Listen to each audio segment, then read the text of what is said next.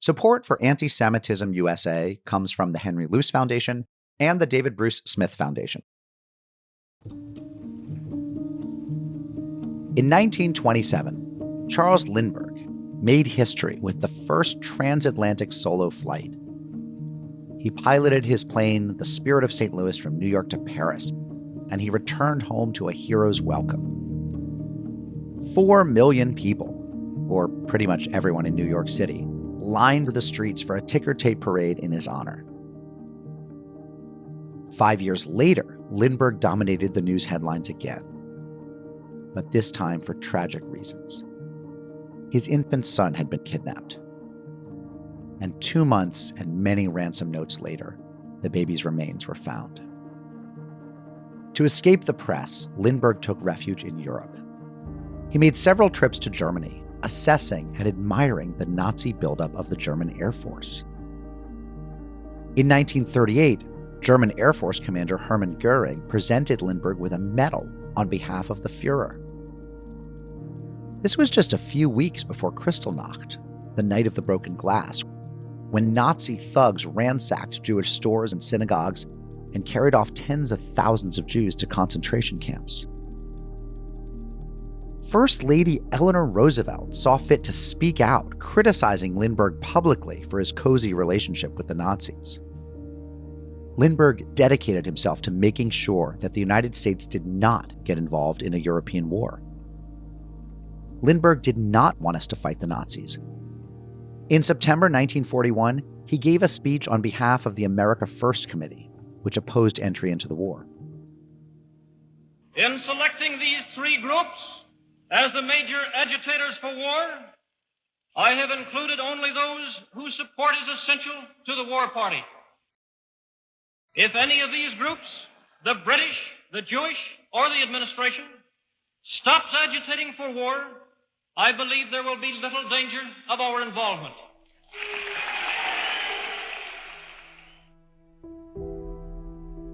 Lindbergh blamed American Jews for this drift toward war. He said that he admired the, quote, Jewish race, and he understood why Jews would want to overthrow Nazi Germany. But Lindbergh objected to the fact that American Jews were urging their government to help European Jews. In that speech, Lindbergh went on to say, quote, "Their greatest danger to this country lies in their large ownership and influence in our motion pictures, our press, our radio, and our government." And Lindbergh warned, quote, "Instead of agitating for war, the Jewish groups in this country should be opposing it in every way possible, for they will be among the first to feel its consequences." Tolerance, Lindbergh cautioned, quote, "cannot survive war and devastations." In his diary, he complained about the number of Jews coming into the country as refugees.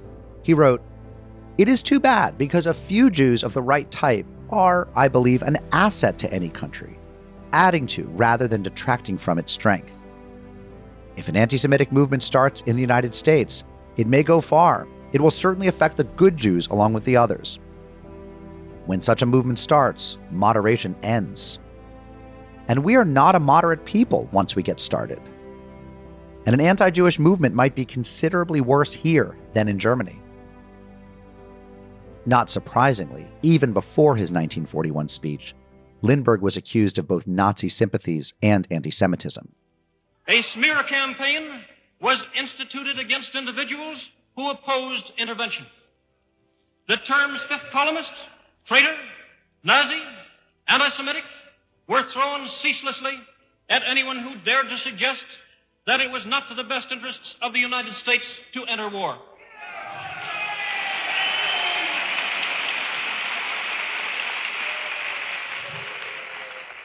Men lost their jobs if they were frankly anti-war. Many others dared no longer speak. After Pearl Harbor, Americans overwhelmingly supported the war against Nazi Germany and Imperial Japan. But until Pearl Harbor, many Americans were sympathetic to the Nazis and not so sympathetic to the Jews. And it wasn't just a matter of a few bad apples. Anti-Semitism in the 1930s was very public and very widespread. You found it among politicians, among clergy, It was in the U.S. government and in the U.S. Army. And when troops went around the world to fight fascism, they took those anti-Semitic views with them.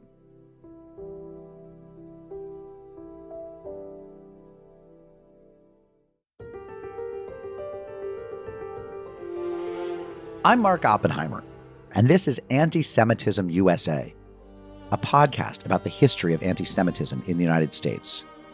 Episode 6, Lower Than Animals. William Dudley Pelley was the leader of the Silver Legion, also known as the Silver Shirts. The Silver Shirts were somewhere between a strange far-right social club and a private militia. According to them, they were preparing to defend the country from Jews and other threats.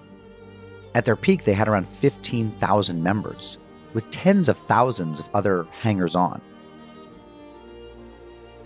Pelley's story could be the basis of a great novel. He began his career as an author and journalist.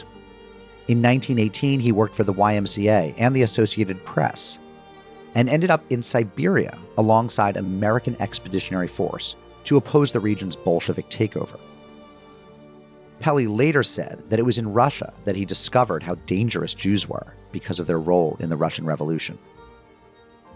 Pelley's next stop was Hollywood, where he divorced his wife, made a small fortune as a screenwriter, and enjoyed the sins of the flesh. But then his Hollywood career fell apart, and he blamed Jewish Hollywood moguls for his problems. So then Pelley went in a totally different direction. In 1928, he had a vision through a, quote, bluish mist. In his vision, he found himself on a slab of marble, next to two men who told him the secrets of the universe. Pelley moved to New York and wrote about his experiences. He became a spiritualist guru, and thousands of people subscribed to his newsletter. Some gave him a lot of money. Then Pelley's life took another crazy turn. Here's historian Bradley Hart, author of Hitler's American Friends. In 1933, when Hitler takes power, Pelley again transitions his career to become a fascist leader, bizarrely enough. So he claims that in 1932, before Hitler takes power, he has received a revelation from Jesus himself, telling him that when a house painter in Germany creates a new political movement, he should do something similar in the US. Now, of course, Pelley only reveals this supposed prophecy after Hitler has taken power in 1933. But he claims that this is the inspiration for the foundation of the Silver Legion, or sometimes called the Silver Shirt Legion. And you might have guessed what he and his followers wore. Silver shirts with a large red L above the heart. They stood out. Pelley wanted to establish a Christian commonwealth. This commonwealth wasn't meant for everyone. Pelley wanted to enslave black people again. And of course, there would be no place for Jews in this commonwealth. If you look at his plans, supposedly, for what he wants to do to or with America's Jewish population, a lot of it is about segregating them from wider society. And so he proposes actually confining Jews to a number of American cities and confining them to essentially ghettos and having an entire division of the government essentially watch over Jewish affairs effectively. I mean, not dissimilar really to what Hitler is doing in Germany, but actually in some ways more overt. Pelley promised he would establish a Secretary of Jewry. Pelley believed in a very creative version of the Jewish communist conspiracy. But the other interesting and telling thing about Pelley is that his view of who Jews are and who qualifies as a Jew is really unusual. So Pelley adopts this view that anyone who is supposedly under the control of a rabbi, this is the term he actually uses, is to be classed as a Jew. And he estimates that this number is in the tens of millions. There's tens of millions of Americans, he says, are under the control of a rabbi in some way. Now, this is an estimate of Jewish Americans that far exceeds what we know the Jewish population has ever been of the United States. Pelley had other solutions for what he called the Jewish problem. Along with the confinement of Jews to one place in each state, he would deny Jews the vote. And that wasn't Pelley's most drastic idea. He proposed sterilizing Jewish men. In Pelley's words, quote, "Present Jewish families need not be disrupted. Present young Jews and young Jewesses need not be kept from marrying. But no more Jewish babies will come from such unions. Jewish families will be childless." In 1936, Pelley ran for president. He proclaimed that the time has come for an American Hitler and a pogrom. He promised to turn the silver shirts into an American Gestapo. Fortunately, Peli was far less successful with American voters than Hitler was in Germany. Peli formed what he called the Christian Party, but only got on the ballot in Washington state, where he got about 1,500 votes. Peli became the focus of both congressional investigations and prosecutions. The latter because he had funneled donations meant for his spiritualist journals into silver shirt activities. He went on the lam, but he was caught, and in 1942 he was convicted. He spent 8 years in jail. When he got out, he reinvented himself yet again as a UFO enthusiast who talked in seances with figures such as Benjamin Franklin and George Washington. You might be thinking that William Dudley Peli was a totally fringe figure, and that's mostly true. There was no chance he was going to become an American Hitler. But look, there's another way of seeing things. While there were not a lot of self-described Nazis in the United States in the 1930s, there were a lot of Nazi sympathizers. And there were famous Nazi sympathizers like Henry Ford and Charles Lindbergh.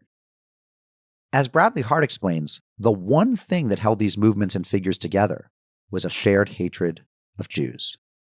And when I say that anti-Semitism was the glue that held these people together, I say that because when you look at what these groups have in common, in some senses they have almost nothing in common except anti-Semitism. So to give you one example, we have Father Charles Coughlin, perhaps the most important and influential media personality in this period. Father Charles Coughlin is a Catholic, but Catholics themselves face a great deal of prejudice from groups like the Ku Klux Klan. Ku Klux Klan is also anti-Semitic.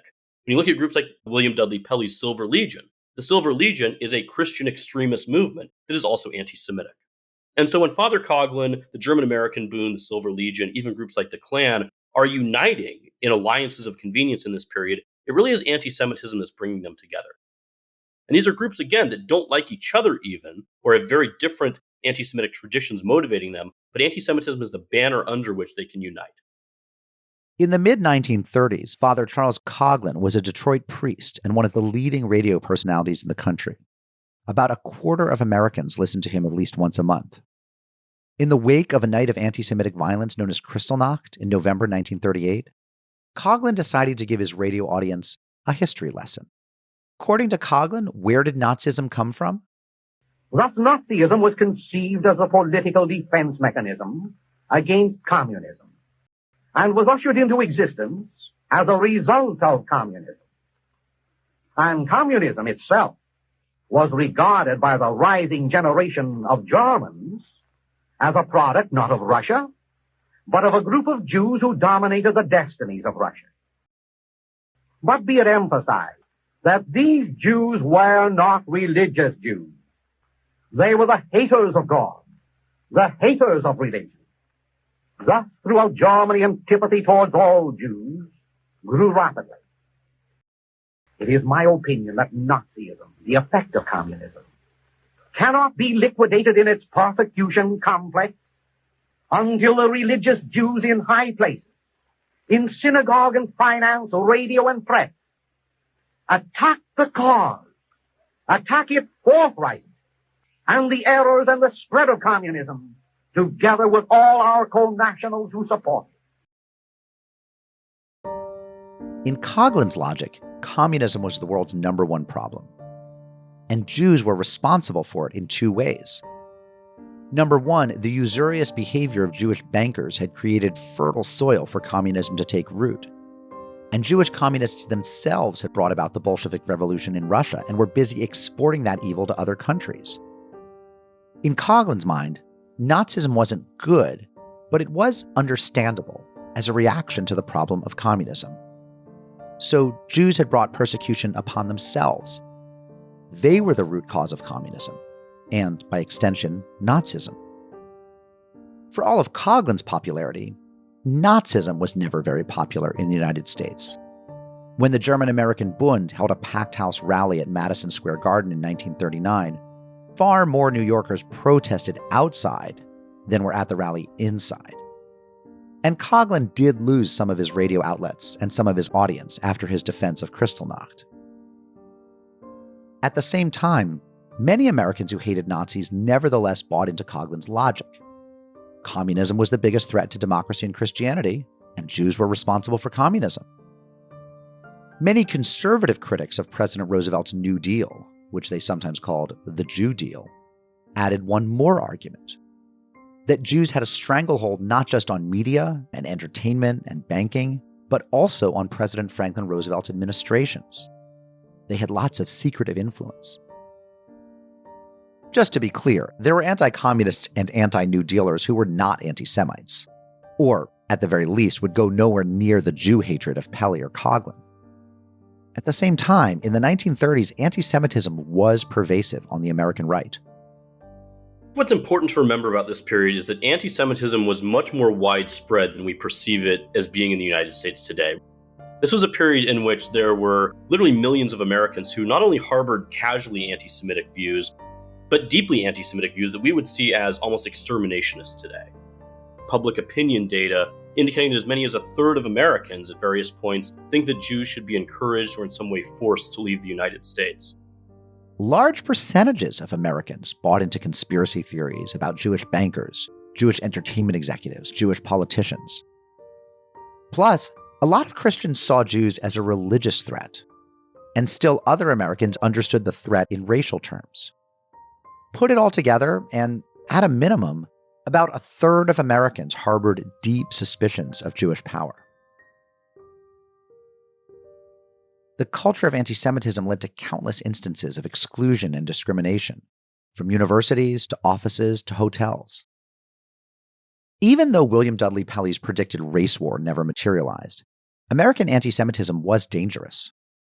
Members of the Christian Front, a mostly Catholic group inspired by Father Coughlin, smashed synagogue windows and assaulted Jews. In Baltimore, a gang of high school students who wanted to rid their school of Jews branded one of their classmates.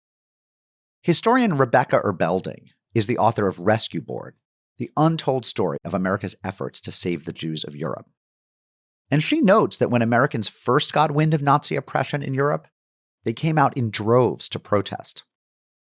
There's a wave of marches and rallies throughout the United States, including the largest protest march in New York City history to date, which is timed to book burning on May 10th, 1933, an event that Americans knew about in advance. There was so much newspaper reporting about this, and so many newspaper correspondents in Germany who were really influential Americans reporting back what they were seeing on the streets. And so there is a lot of interest in the spring of 1933 in the United States about what's happening. This does not translate to a robust government response. Why was there not a robust government response? Here's the most basic reason why: immigration laws.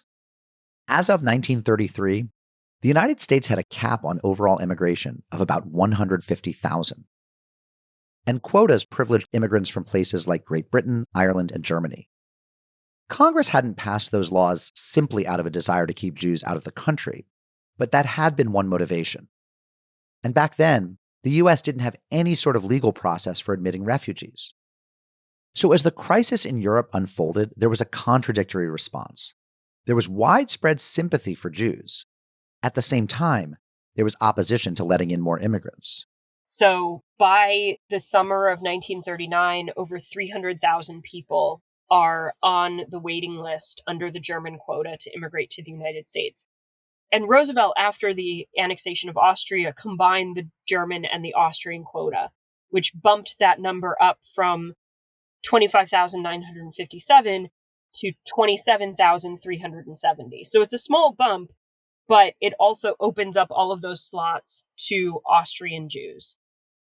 And you see photos of tens of thousands of people applying for immigration, applying to get on the waiting list at the consulate, and reports that day after day, another 1,000 people are lined up, another 1,000, another 1,000. Many German and Austrian Jews did manage to emigrate, but Jews in other parts of Europe could not even apply for visas. When we talk about Jewish immigration, when we talk about Jewish refugees fleeing, we are talking about people who lived in Central and Western Europe. People who lived in Eastern Europe largely did not have the opportunity to leave.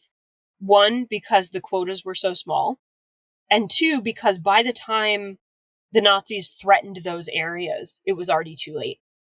So when Germany invades Poland, which already had a very small quota, the US government in Poland flees alongside the Polish government in exile. They go into exile in London. US diplomats flee with them, and by March 1940, there are no US diplomats left in Poland. So no place for you to go to show your paperwork, no place for you to go for an interview. So the Polish Jews who do manage to escape are the ones who get to Moscow. And so it is incredibly difficult to leave from Southern and Eastern Europe. Again, why doesn't the United States do more? Part of the answer is anti-Semitism on the part of State Department employees, some of whom were deliberately thwarting attempts to help Jews. In mid-December 1943, one Treasury Department employee breaks into the State Department file room on a Saturday morning and discovers that not only have the delays been deliberate, the State Department is deliberately trying to stop this humanitarian aid, but that the Assistant Secretary of State, a man named Breckinridge Long, had personally instructed U.S. diplomats in Switzerland to stop sending information about the Holocaust to the United States. That information was trickling out to activists. Those activists were then putting pressure on the government to do something. Individual anti-Semites like Breckinridge Long of the State Department created additional stumbling blocks. But the main reason the U.S. didn't do more to help Jewish victims of the Holocaust is because most Americans didn't want more immigration in general. And they certainly didn't want more Jewish immigration in particular. For example, in 1939, the St. Louis, a ship carrying nearly 1,000 mostly Jewish children, was turned away from the United States. Nearly all the passengers were also blocked from entering Cuba or Canada. After sailing back to Europe, some passengers were granted entry to Great Britain. The others ended up in France, Belgium, and the Netherlands. 250 of the passengers died in the Holocaust. It was a tragedy created not simply by Jew hatred, but by an inflexible immigration system most Americans didn't want to change. There was a bill before Congress that year that would have admitted 10,000 or 20,000 children from Germany outside the quota system, but the bill never even came up for a vote. A public opinion poll revealed an overwhelming majority of Americans opposed the idea, and that was to help children. By the end of 1942, the U.S. government knew about Germany's final solution. It was in American newspapers, President Roosevelt knew, American Jewish leaders knew. This didn't lead to a change in U.S. immigration laws, but it did eventually prompt the creation of a War Refugee Board in the Treasury Department. In the last 16 months of the war, its staff members engaged in frantic and creative efforts to save Jews from extermination. And they do a whole host of things. They make it easier for humanitarian aid organizations to send aid into Europe. They debate whether or not the United States should bomb Auschwitz. They open a refugee camp in upstate New York, bringing the first group of refugees outside of the immigration system to the United States, almost all of them Jewish. They put pressure on neutral nations to do more to protest what the Nazis are doing and to share information about what their diplomats are seeing inside Nazi territory. Pretty much everything that the United States does in relation to the Holocaust in 1944 and 45 is filtered through this organization of 30-year-old Treasury Department lawyers. And they are remarkably successful. They save tens of thousands of lives and help hundreds of thousands of people in the final year of the war. Despite high levels of anti-Semitism in the United States, and despite implacable opposition to immigration, American actions saved hundreds of thousands of Jewish lives. Could the United States have done more? Of course. In retrospect, anything short of everything wasn't enough.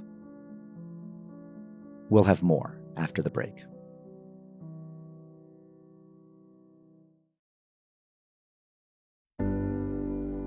It took General George S. Patton only a few months to go from being disgusted with Nazis to being disgusted with Jewish survivors. Patton was the commander of the 3rd United States Army on its push from Normandy into Germany. He was brash and brave. He pushed his men relentlessly, telling them that war is a bloody business and that the best way to save their lives was to kill Nazis as efficiently as possible. A journalist gave Patton the apt nickname Blood and Guts. In 1945, Patton's troops entered the Ohrdorf concentration camp, the first camp liberated by Americans. A few days later, Patton accompanied Supreme Allied Commander Dwight D. Eisenhower on an inspection of the camp. Eisenhower arranged for camera crews to accompany this and other camp inspections, which enabled millions of Americans to watch on newsreels. The murder mill at Ohrdorf brings out the full horror and bestiality of the Nazi scum. And General Eisenhower, a man hardened by the blood and shock of war, seems appalled at these unbelievable sights. Accompanied by General Bradley on his revolting mission, and also by General Patton, hard-boiled yet visibly moved, the Supreme Commander sees demonstrations of the torture racks.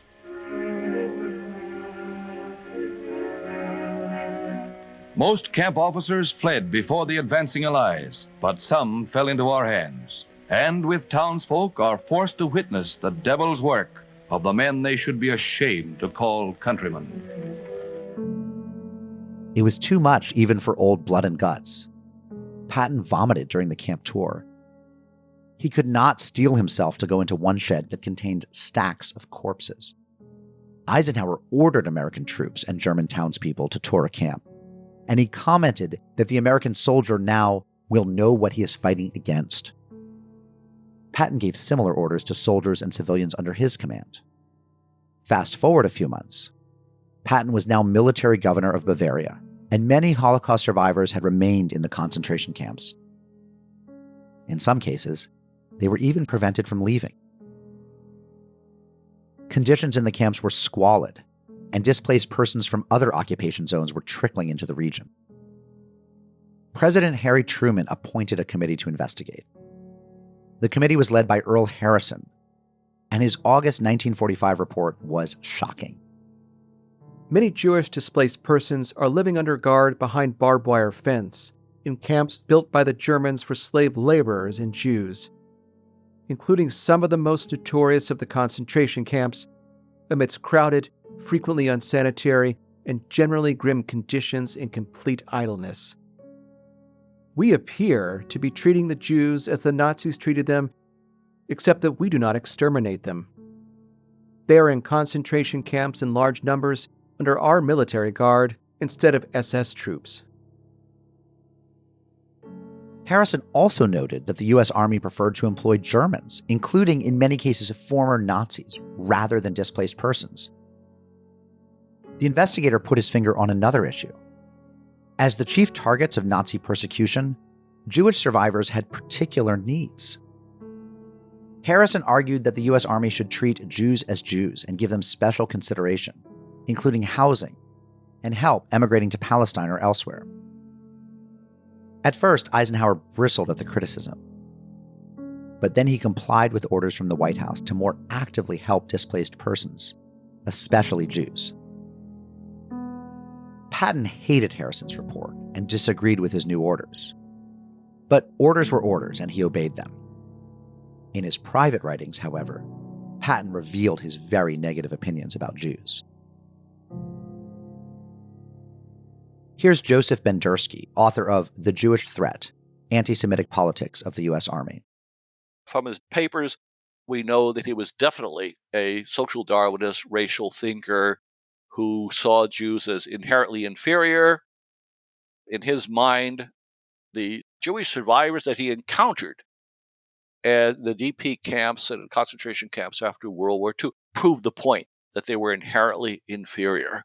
He went so far as to state that no people could drop to the level of this despicable condition in a mere 4 years. It had to be a reflection of their innate character, and he favored the Germans over the Jews. Patton wrote in his diary that, quote, Harrison and his ilk believe that the displaced person is a human being, which he is not. And this applies particularly to the Jews, who are lower than animals. As the months passed, Patton thought less and less of the Jews who'd survived Nazi persecution. They were living in squalor. Their hygiene was lacking. He heard that Jewish men and women sometimes used adjacent toilets or even just relieved themselves on the floor. When Eisenhower dragged Patton to a Yom Kippur service that fall, Patton complained about the stench. In his diary, Patton frequently recorded his complaints about Jews. Quote, "Either the displaced persons never had any sense of decency, or else they lost it all during their period of internment by the Germans. My personal opinion is that no people could have sunk to the level of degradation these have reached in the short space of 4 years." In other words, Patton believed that liberated Jews were wretched not because they'd been starved or worked nearly to death, or because they'd witnessed unimaginable horrors, or because their families had been murdered, or because they'd been treated like animals. They were wretched because they were an inferior race. And Patton couldn't stomach displacing Germans from their homes in order to provide accommodations to Jews. After all, Germans were a superior race. Patton had brought his conspiratorial ideas about Jews with him to Germany, and what he saw in the camps did not change his mind. Patton worried about Jewish power pushing American policy in dangerous directions. He complained about former Secretary of the Treasury Henry Morgenthau, whose advocacy had led to efforts to rescue Jews in the final years of the war. Patton suspected there were pro-Jewish elements in the U.S. military government of Germany. He accused a, quote, Semitic influence in the press of trying to implement communism. Ultimately, Patton's opposition to the new policies cost him his job. He told the press that strict denazification was impossible. It would be like rooting out Democrats or Republicans in America. So Eisenhower removed Patton from his post. Patton was unusual in his outspokenness, but not unusual in his views. Given the pervasiveness of anti-Jewish racism and conspiracy theories in the U.S. population, it isn't surprising many Army officers shared these views. And these views persisted both during and after the war. There is definitely this great condemnation of the persecution of Jews and what the Germans did to Jews in the concentration camps. But as soon as the military, and only within a matter of months, this attitude changes. As soon as they are dealing with the actual Jewish refugees, the Jewish survivors who are traumatized, there is very little sympathy for them. Whereas the Germans appear to be cooperative, orderly, clean. And you can see this, there's an immediate identification within a matter of months with the Germans. So a lot of suffering that went on there. At the same time, they don't want them to come to the United States. They do not want Jews to go into Palestine. And you have this displaced person problem. You have all these people suffering for years. Exact numbers are impossible, but between 1933 and 1945, the U.S. admitted between 200 and 250,000 Jews. The Nazis systematically murdered 6 million Jews and inflicted imprisonment, torture, and other forms of persecution on many millions more. In the end, the U.S. admitted more Jews fleeing Nazi persecution than any other country did, but many more were denied entry. After the war, debates about America's immigration quotas and when we should make exceptions resumed. It was clear many Jews had no homes to go back to. And it was also clear that Jews in parts of Europe that were coming under Soviet rule wanted to go elsewhere. They flooded into the Allied zones of occupation in Western Germany. Some wanted to go to Palestine. Others hoped to come to the US. But would the United States finally open its doors? The simple answer was no. Public opinion had not changed. Remarkably, a survey in late 1945 showed that only 5% of Americans wanted to increase rates of immigration. At the same time, President Truman wanted to find a way to help ease the crisis of displaced persons. Here again is Rebecca Eberling. Truman doesn't quite know what to do, and finally, with the absence of any sort of congressional action, at the end of 1945, he announces that displaced persons will get preference under the quota. So the quota system remains, and remains in place until 1965, but that people who are displaced can skip the line, basically. This results in thousands of people, but not a lot, coming to the United States who were displaced in 1945, 1946, and 1947. Now, they still needed a financial sponsor. They still needed all of the paperwork. A lot of that was really tricky to get when you're in a displaced persons camp. But the people who made it tended to have family who had immigrated before the war. And so people who could sponsor them, who are now American citizens, that they were joining. Congress debated a Displaced Persons Act, proposing to admit refugees as immigrants outside the quota system. John Trevor, an architect of the old restrictive laws from the 1920s, testified in 1947 before a House committee.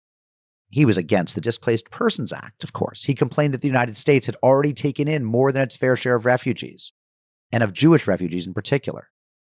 He said that Jewish displaced persons, this being a rather euphemistic phrase for Holocaust survivors, could go to places like Canada, Australia, or South Africa, places with lots of land where they could become farmers. Trevor wanted to keep Jews out of American cities, where he believed that slums would breed revolution. In episode 4, we talked about Trevor's views on maintaining the country's racial stock. 25 years later, his views hadn't changed much. But the moment was different. This time around, Trevor generally avoided his old, blatantly anti-Semitic rhetoric. And members of Congress pushed back vigorously against his talk about maintaining the country's racial balance.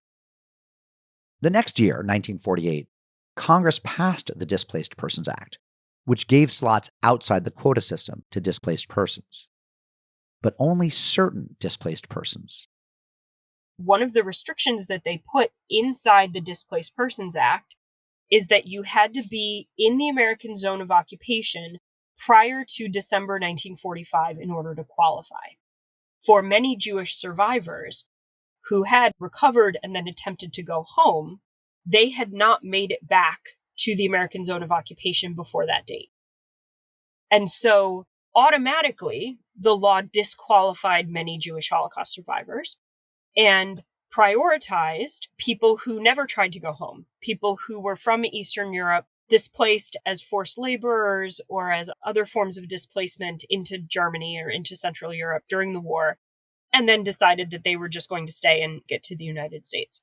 And so the majority of people who qualify and who come to the United States under the Displaced Persons Act are not Jewish Holocaust survivors. Forced laborers who are not Jewish also went through horrible things, but are often in better physical shape than many Jewish survivors. Jewish survivors, many of them had been in hiding or in camps for years. They are emaciated, they are sick, they need assistance after the war. And so when Americans are looking at photos, they are seeing healthier looking non-Jewish Polish displaced persons and saying, well, those people will be okay if they're allowed to come. But Jewish immigrants, they look sick. They might be bringing disease. They're going to need economic support. It's the same logic that led General Patton to regard Jewish refugees as animals. In 1950, Congress finally amended the Displaced Persons Act to remove the preferences. And so it takes a really long time for the idea that those are the people we should really be helping to take hold. And it never really takes hold in time. And so while the United States does admit tens of thousands of Jewish Holocaust survivors, more end up in Palestine, which then becomes the state of Israel, because it's closer. That's where you should go. And that is where young people see a future for themselves.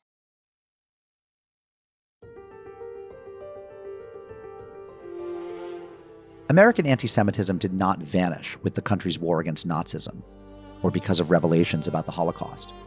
Many Americans still associated Jews with foreign radicalism. They still bought into conspiracy theories about Jewish economic and political power. Some still saw Jews as a subhuman race that threatened the country's racial stock. Yet even so, something was changing. Anti-Semitism gradually became less respectable. Immigration restrictionists didn't talk about Jews the way they had after World War I. George Patton insulted Jews privately, but not publicly. John Trevor felt compelled to tone down his rhetoric. Perhaps that's all pretty thin progress. But after decades of pervasive and often systemic anti-Semitism, the stage was set for Jews and their allies to demand that they be seen as full Americans.